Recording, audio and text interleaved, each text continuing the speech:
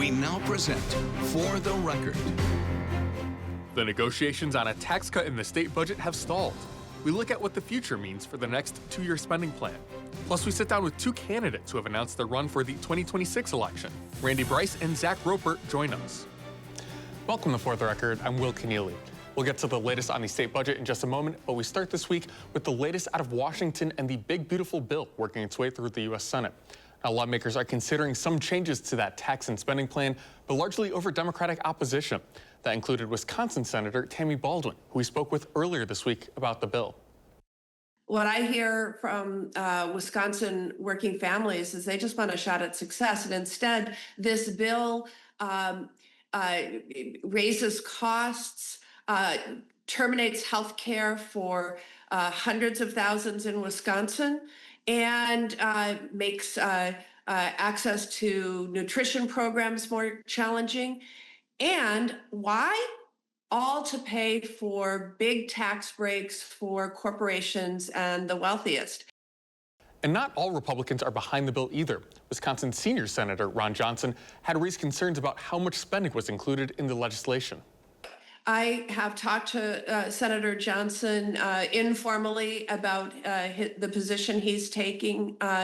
He, for very different reasons, is opposed to the bill. I'm opposed to the bill. And I told him, sometimes politics makes strange bedfellows, but I'm glad we're both no's on the bill right now. But we learned later this week that Johnson may be softening his tone on the bill. Now, Johnson told the Milwaukee Journal-Sentinel that there are a lot of positive things in the bill that he supports and that whatever passes, he wants to see succeed. Back in Madison, though, Dane County leaders are struggling to put together their budget while the county faces a $31 million deficit. County Executive Melissa Agard says that is in part due to rising operation costs, inflation, and uncertainty in funding coming from the state and federal governments. Now, she spoke at a budget listening session earlier this week. My priorities with this budget are simple, but very, very important. Let's protect our employees.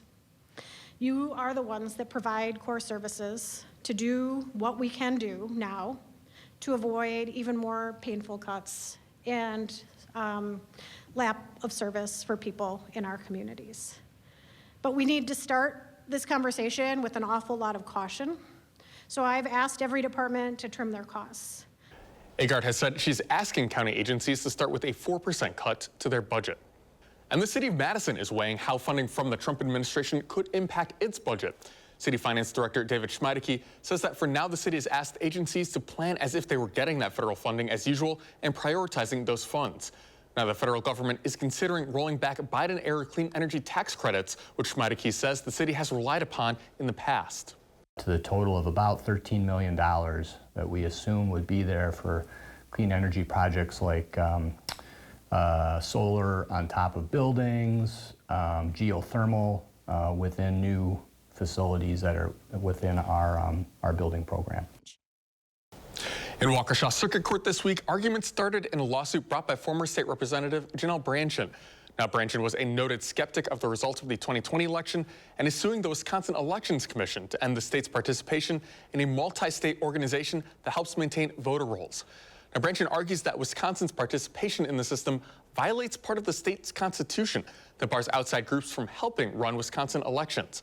Now, that group, the Electronic Registration Information Center, otherwise known as ERIC, helps track duplicate voter registrations, which can help catch voter fraud. Now, Wisconsin would be forced to leave that organization if the lawsuit is successful.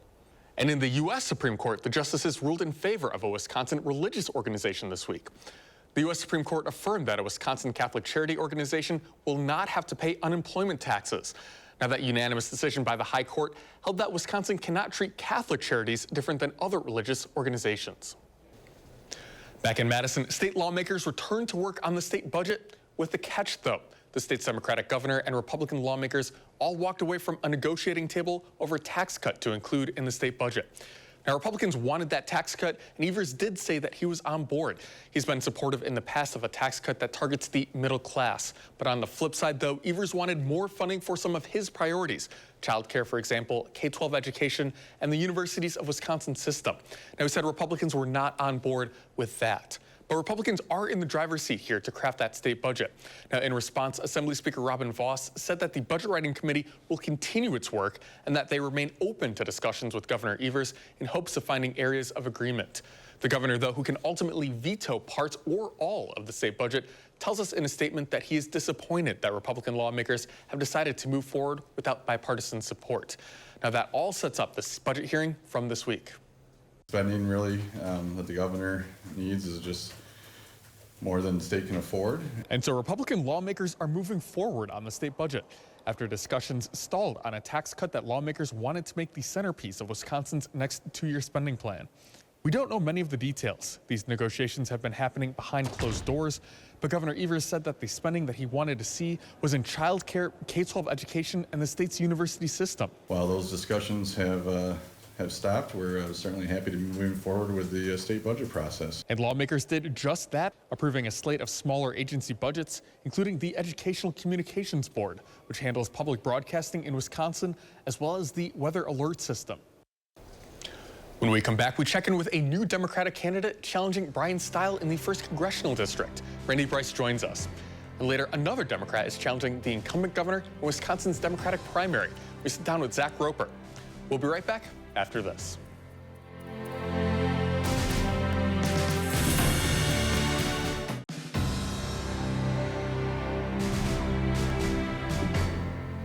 Welcome back to For the Record.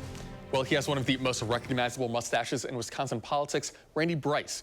Now, he first ran for Congress as a Democrat in 2018, challenging then-incumbent Paul Ryan. After Ryan decided to retire, Bryce ultimately challenged Brian Stile, who would then become the current congressman for the 1st Congressional District. He's now running again for that seat, with the possibility of new congressional district maps on the horizon in Wisconsin, making that seat more competitive. Now, we spoke with Bryce about his run. So we're a little bit different from where we were back in 2018 during your past run. What has changed between 2018 to now? Well, in 2018, we had Paul Ryan that was in the 1st District, and he was hiding from everybody. And it was shortly after Donald Trump was elected as well. But then it was like we're wondering what he's going to do. And he said he was going to do some things, but he really couldn't figure out how the levers of government worked. And this time he's doing stuff, and it's going to affect people. They already ran the bill past the House, this horrible, ugly bill that's nothing more than a tax break to billionaires. And I can't believe they're actually voting. They put their names on it to cut Social Security for so many people. And I got the numbers outside where how many people it's affecting in the state. And we're narrowing it down to the district too, but this is people's livelihoods, and it's our money. This is money that we put in for our entire working careers. And now when we want to have time to rest after giving up the best years of our life, they're saying it might not be there. And where's that money going to go? Where's our money going to go? Billionaire tax cuts. And they're afraid to say that that's what's going on, but that's what's going on, and people aren't saying it enough. So that's why I'm in the race this time. So we're also looking at the possibility of getting new congressional maps, depending on what the state Supreme Court does next year. How would that shape the race? I think fair maps would be a fantastic thing for the district. It's already better than 2018 when I ran with the addition of UW-Whitewater. And college and the youth vote that's something we're really concentrating on, because this election is about people's future. And whether or not they're going to be able to, whether or not they're going to be able to survive it. If they cut Social Security and Medicare, now I'm working with disabled people, helping them become gainfully employed. And too many of them, that's the only thing they have left, keeping their head above water. And if something medically wrong happens to them, what are they going to do? Especially on paper, the 1st Congressional District is kind of the purpliest district in Wisconsin. How do you kind of court, you're talking about the young voters there, how do you court some of those kind of down the road, middle of the road people? Well, it's by being inclusive. It's by bringing everybody together. Because I'm not trying to divide people, it's what seems to be the goal of the opposition party.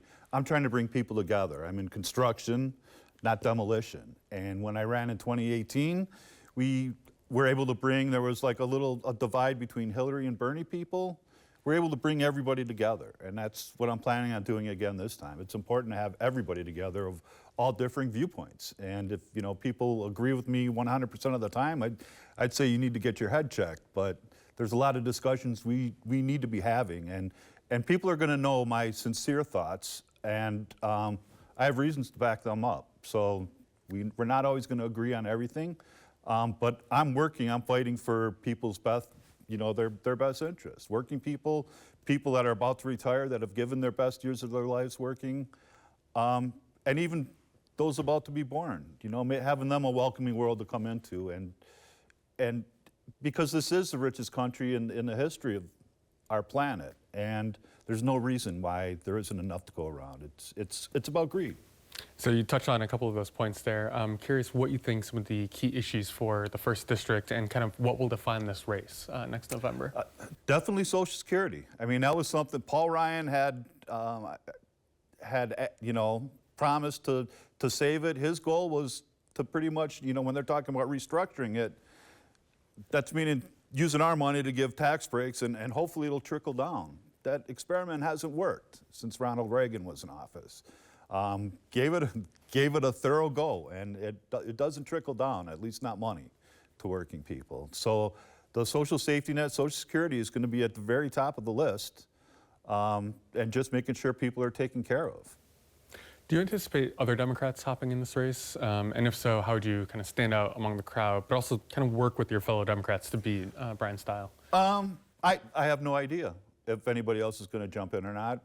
If they do, I'd welcome to exchange any kind of ideas that, you know, they might have. I jumped in because I felt that had a national brand going that was able to, you know, bring groups and resources to the district that normally wouldn't be available. You were talking a little bit about it before, but when we look at this big, beautiful bill, you know, handed off from the House now to the Senate, if you were in that Democratic caucus, especially coming from Wisconsin, how would you be kind of that Democratic check on what we're seeing in the federal government, either from Trump or your colleagues in the House? I mean, right, it can't pass. And it's amazing to me that, you know, you're going to see the Democrats vote against it. As far as I know, hopefully together to vote against it in order to keep it from becoming law. But there's, you know, and then we have Republicans too. Even Ron Johnson is saying he's voting against it, but for the wrong reasons. He's saying it's not horrible enough. So hopefully it gets discombobulated and it doesn't make it through the Senate. That's our only hope, which is why I'm telling people to call. Even if somebody says they're going to pass it, you know, vote for it, keep calling, because once they stop hearing opposition, they're going to think what they're doing is just fine. We've also been kind of tracking, seeing post-November, we saw a loss at the state for Democrats, at least on that presidential level, but we've seen some wins for Democrats. U.S. Senate, Tammy Baldwin keeping her seat, and then this spring with the Supreme Court election. If we're looking at kind of a rebuilding year for Democrats, kind of reeling after that November presidential loss, where would you say kind of the Democratic soul is, so to speak? It's Getting back to our roots, fighting for working people. Again, I've already listed several places I'm not going to be looking for money from, because I'm not going to sell out everything that I've lived, my experiences.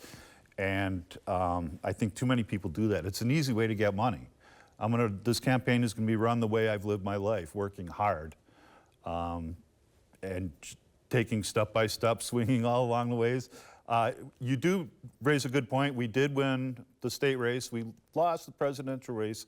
But then again, we had Elon Musk come and spend all his money, and Wisconsin sent him packing, which is, you know, how can you not be proud of your state when the richest man in the world comes and starts spreading the money, making it rain on campaign, and he loses. And now what's he doing? He's leaving the White House. Our conversation there with Democratic congressional candidate Randy Bryce. When we come back, we sit down with a candidate challenging Governor Evers in the Democratic primary. We sit down with Zach Roper right after this.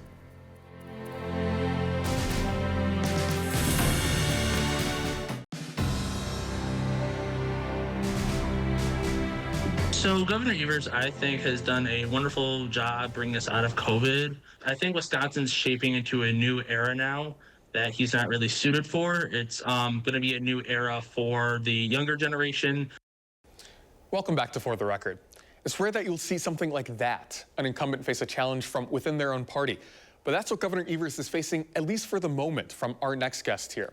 Now, Evers will not be on the ballot again until August of 2026, and he's told us that he plans to make a decision on whether to run again until after the budget is done, which could be sometime in July.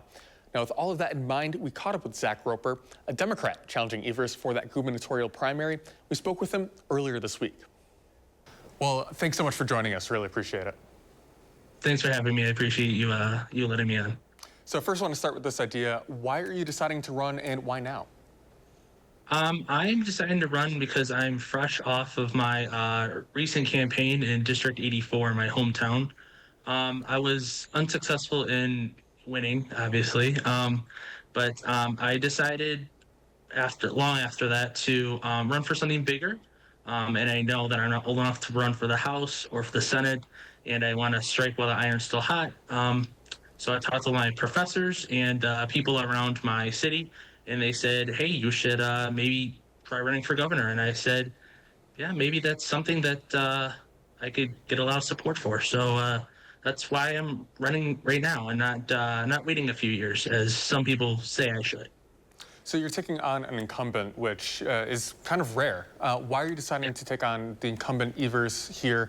And what is he not doing enough of that you'd want to see changed? So Governor Evers, I think, has done a wonderful job bringing us out of COVID.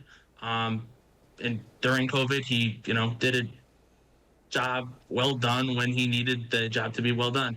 But I think Wisconsin's shaping into a new era now that he's not really suited for. It's going to be a new era for the younger generation, those of us coming out of college, and those of us trying to enter the workforce. We need our government to keep up and work on better things that better suit us instead of better suit them. There's a lot of legislation not getting passed that he promised, and I think it's just time for a new change.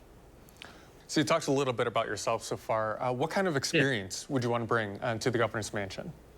I want to bring youth. And that's a funny thing to say, but I think the government's getting a little too old, and we don't have a lot of youth in our Wisconsin government. I saw that firsthand when I was running for state assembly.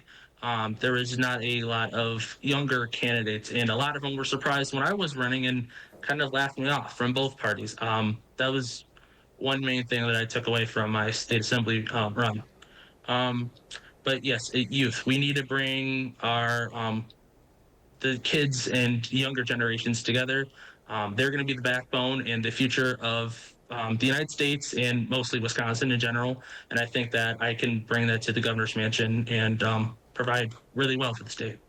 So we could see a different picture after November of 2026. The state Senate, for example, could flip to Democrats for the first time in more than a decade. The state assembly might be a little bit different, though. So when you look at working with the state legislature, how would you work to capitalize perhaps having a Democratic state Senate? And then how would you work across the aisle for perhaps a Republican state assembly there? So that's going to be one of the main things that I have wanted to do many, many times. I wanted to... I wanted to work with the Republicans and Democrats together. I think it's kind of stupid that no meaningful legislation has been passed without compromise. It's either have to be one way or another way. And I think that's a terrible way to do politics. I've told many people that in my state assembly run, and they actually voted for me. They were heavily Republican.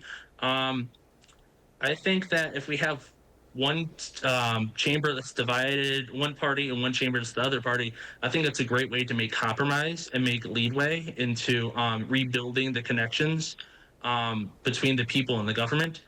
Right now, we see a lot of disconnect from the government and its people, and I think it's a lot to do with how one side says this, one side says that, and one side's going to hold out over the other, and we can't get stuff passed. We see this currently in the House and the Senate in the United States, and we kind of see it in the Assembly and Senate, but just there's not a lot of work happening there. So, yeah. So you might be a little bit unfamiliar having run for assembly in southeastern Wisconsin. For our viewers and a little bit more south central Wisconsin here, what would be some of those legislative priorities that you'd want to get done? The first thing I want to get done is education. My mom is a teacher, and for many, many years, she has busted her behind in trying to do the best job as she can. A lot of people that live around here too are teachers. My neighbor's a teacher. She's in college to be a teacher. She's doing student teaching now, I should say. But they've voiced many things that need to be worked on in the education system. So my first thing in office, if I get elected, would be education reform. I want more pay for teachers. That's going to be the number one thing. They just don't get paid a lot, and that's how we're losing a lot of our good teachers because they just can't make ends meet. And Our conversation there with Democratic gubernatorial candidate Zach Roper. When we come back, a sad farewell for us here at Channel 3. We'll be right back after this.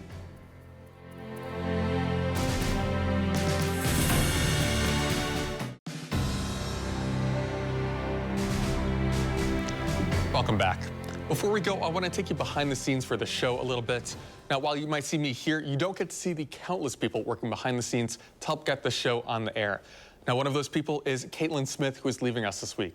Now, she's one of those people in the control room who will never fail to find a creative way to make these interviews that we do here look so good. And through any kind of breaking news, she has always been such a rock. Now, Caitlin, thank you so much for everything, and congrats on your next ventures. Now, as a reminder, you can watch full episodes of the show as well as expanded interviews on our website at channel3000.com. That does it for us this week. I'm Will Keneally. Have a great rest of your weekend.